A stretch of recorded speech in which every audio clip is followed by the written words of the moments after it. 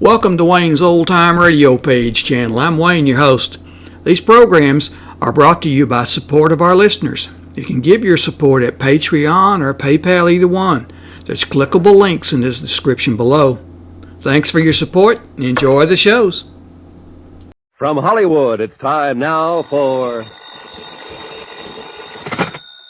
Johnny Dollar. Ben Gartley, Johnny. Amercon Northern Trust. Oh, hiya, Ben. What do you hear from Wall Street? Save your money. What money? The money I'm going to pay you for this case. I've got a crazy one, Johnny. So naturally you thought of me. Nothing personal. Look, it's a trust setup. Cumulative endowment insurance rider. Big deal. Over $250,000, maybe $500,000. From whom to whom? From a Mrs. Esra Grimly, widow, to her granddaughter, Susan. So? And Mrs. Grimly owns the Flintrock Ranch in Nevada. Never heard of it. Our representative out there is Jonas Parks. He's the president of the Flintrock First National Bank. Never heard of it. It's a whistle stop about 20 miles from Las Vegas. That I've heard of. Parks started the deal rolling, and then he got cold feet, and now he's yelling for help. Thinks the old lady may be crazy. I mean, literally.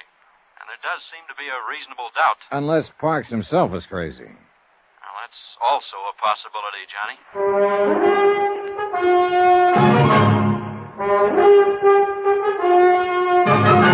Tonight, and every weekday night, Bob Bailey in the transcribed adventures of the man with the action-packed expense account. America's fabulous freelance insurance investigator. Yours truly, Johnny Dollar.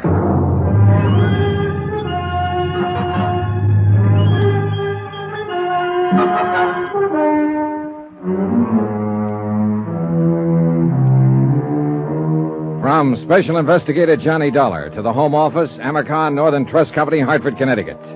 The following is an accounting of expenditures during my investigation of the matter of reasonable doubt. Item 1, $154.40, transportation and incidentals, Hartford to Las Vegas, Nevada, where I checked into a hotel and then phoned the local office of a national business and credit rating bureau that my client retained on a permanent consulting basis. I asked for a rundown on Jonas Parks and got it. An A1 set of references. Parks had been a resident of Nevada for 32 years and president of the Flintrock Bank for 17. He was regarded locally as a cautious investor, a prudent financial advisor, scrupulously honest, and as sound as a dollar. A silver dollar. Crazy? Hardly. Item 2, $32.50. Deposit and first day's rental on a drive-it-yourself hired car. Mileage, Las Vegas to Flintrock, 23.6. Itemized building appraisal, Flintrock. 3 bar casinos, all needing paint. 1 restaurant, 1 general store, barber shop, garage, welding shop, railroad depot, also needing paint. 4 dwellings, and of course 1 bank. Jonas Parks, president. What can I do for you, young fellow? Well, my name is Dollar, Mr. Parks, Johnny Dollar. I'm a special investigator for Amercon, and I'm here in regard to the Grimly Trust case. Oh, yes. Well, I'm mighty glad to know you, Mr. Dollar. And I don't mind telling you I'm glad you got here. Oh? Here, pull up a chair. Okay, thanks. Sit down. It's been a real odd day. Funny-looking clouds hanging off there toward the river. Yeah, I noticed them driving out from town. Storm clouds, that's what they are. This time of year? Son, in this neck of the woods, it can happen any time of the year. Cloudbursts come up just like that, and they're over just as fast. Oh, that's very interesting. You're a hypocrite, young fellow. What makes you think so? You didn't come clear across the country to hear a dissertation on desert storms, so stop sitting there trying to pretend you're interested. Whatever you say, Mr. Parks. Matter of fact, you weren't even half listening to me. No, as a matter of fact, I wasn't. Well, what were you doing then? Looking you over, sizing you up. Come to any conclusions? A couple. Such as? Well, in the first place, I'm inclined to discard the theory that you're crazy. That what they told you in Hartford? Well, they figure one of you is, either you or Mrs. Grimly. They do, eh? And what is your second conclusion? That you were sitting there sizing me up. You're right. I was. Come to any conclusions, Mr. Parks? Yeah. One, Such as? that we'll probably get along together all right, you and me. Good. Then suppose we Right. get down... The Grimly case. Oh, no wonder they thought what they did. Maybe they're right. Maybe we are crazy, both of us. Well, as I understand it, Mrs. Grimly wanted to set up some kind of insured trust for her granddaughter. You started the proceedings for her, and then stopped cold and called for help. Yes, that's about what happened. Well, why? Was she financially unable to carry out the deal? Of course she's able. I wouldn't need any outside help if that was the problem. She's been banking with me for mighty near 20 years. Then is she mentally incompetent? Sarah Grimly is as sane as well, at least I've always figured she was. But confound it, Mr. Dollar, there's something wrong out at that ranch. Oh, what do you mean? I don't know what I mean. Well, if you don't. I mean, it's mostly things you can't put your finger on. Little things that add up, finally. Add up to what? I don't know. It's just a feeling, kind of a... A hunch? Is that what you mean? Yes, if you want to put it that way. So I brought you clear out here from Hartford on a hunch. Go ahead, say it. Relax, Mr. Parks, relax. I've had hunches of my own. And sometimes the horse is one. But I don't even know why I think something is wrong. All right, what's the setup out there at the ranch? What's the background? Mrs. Grimly is a widow. Her husband died about 14 years ago, and she stayed on afterward and ran the ranch. Of course, her son Ed and his wife were there with her until 3 years ago and done most of the work. And they moved out 3 years ago? No, they were killed in an automobile accident. This girl, Susan, that Mrs. Grimly wanted to set up the trust for, is their daughter. She's going on 17 now. Then the two of them live there alone. No, there's another couple, Walter Grimly and his wife, Hilda. Walter's Mrs. Grimly's nephew. Sort of manages the ranch. Does a pretty good job of it, too. Mm-hmm. Then that's the whole family. Mrs. Grimly, her nephew Walter and his wife, and her granddaughter Susan. That's the family, for better or worse. Mr. Parks, do you even have any idea as to what might be wrong? Not the slightest. You're on your own, son. Well, how did this trust business start? How did it come about? Miss Grimly came into town one day about 2 months ago and sprung it on me out of the blue sky. First time she'd been in town in nearly a year. Did she say why she wanted to set up the trust? No. She said it was nobody's business but her own. She's changed a lot in the last year. She's not herself anymore. And the trust was intended in its entirety for her granddaughter Susan. That's right. Within the next 3 years, she wanted the whole estate transferred to the girl. Did Susan know about it? According to Mrs. Grimly, nobody knew about it, and she didn't want anybody to know. All right, then. You started the ball rolling, and then you stopped it. Her nephew, Walter, came in to see me last week.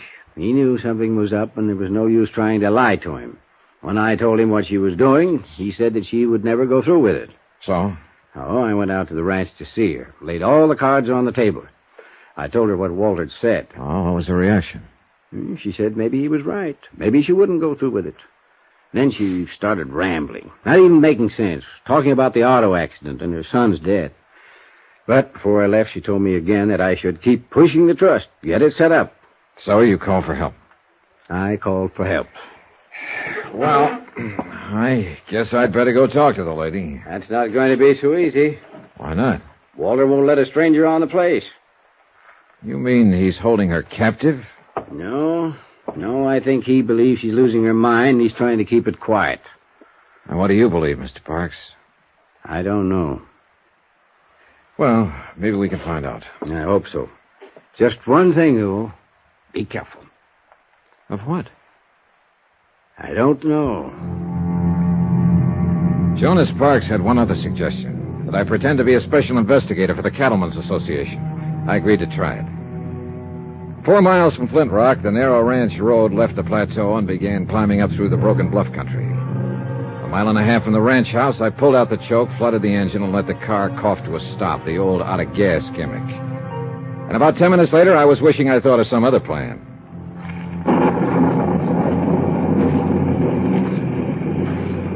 When Parks said cloudburst, he wasn't exaggerating. The rain came down in sheets. In 60 seconds, I was soaked through. And in another 2 minutes, the dry ground was a muddy bog. I kept on walking, or trying to walk, and the footing got worse. By then, I'd had it, or at least I thought I had. I hit the mud, rolled into a pile of boulders, and pulled my gun. A man was riding slowly toward me on a horse, holding a rifle over his arm. I edged down between the rocks, took a sight on him, and waited. Whoa there. Whoa. He dismounted and walked toward me, carrying the rifle carelessly. Apparently, he thought he'd drop me. I let him get within 12 feet. All right, hold it. Drop that rifle. Get your hands up. I said drop it. What's the idea? Well, that's a good question. Only I'm the one to ask it. You're trespassing. We've been losing cattle. So I've heard. What do you mean you've heard? I'm an investigator for the Cattlemen's Association. Are you Walter Grimly? Yeah, that's right. What do you expect to find sneaking in here on foot this way? Not what I did find, at least. Look, I've got a car back there on the road. I ran out of gas. I understand the owner of the Flintrock is a Mrs. Esra Grimly. Yeah, she's my aunt. Well, I'd like to see her. I'm afraid that's impossible. Why? What's your name? Dollar? Johnny Dollar? Mr. Dollar, go back to your car and wait. I'll send some gasoline from the house. Huh? When you get it, turn that car around and get off the property. You're working for me, you know. I'm a member of the association. And you know as well as I do that you've got no more authority than any other private individual. So get out and stay out. And if I don't? Well, then you're a trespasser. And I won't miss twice. The next time I'll kill you. Is that clear? It was clear. Perfectly clear. And at this point, I wasn't ready to force the issue. So I conducted an orderly, strategic withdrawal, and short I went back to the car. The rain stopped before I reached it. And a few minutes later, a station wagon came lumbering down the road from the ranch and braked to a stop a few yards away. The girl who came toward me carrying a 5-gallon gasoline can was a living little doll, a daffodil, as perky and bright as a brand new penny. Hello there. Hi. I'm Susan Grimly, and you're Mr. Dollar, and you're out of gas, and I've got some for you. Well, here, that's pretty heavy. Let me take that. No, just stand back and avoid the splash. I'm an old hand at this. In fact, I'm a chronic empty tanker myself, and What's the matter? Out of gas, are you? Big deal, huh? That tank is almost full.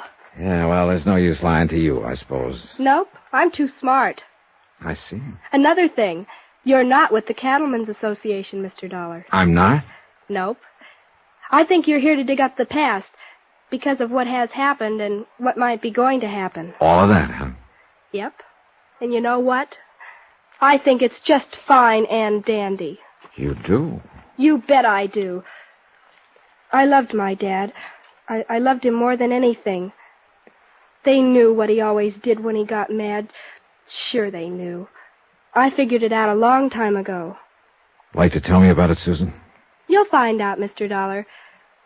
I think you're the kind of a man who smashes into things, right into the middle, and breaks them wide open. Be careful, though. Oh? Because you know something? You're smashing into a bomb.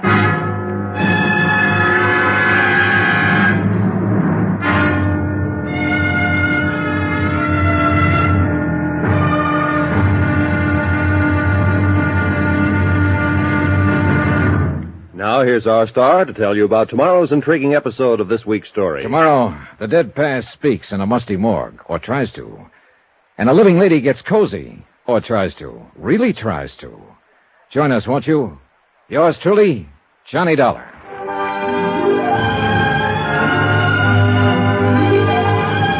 Yours truly, Johnny Dollar, starring Bob Bailey, is transcribed in Hollywood. Written by Les Crutchfield, it is produced and directed by Jack Johnstone.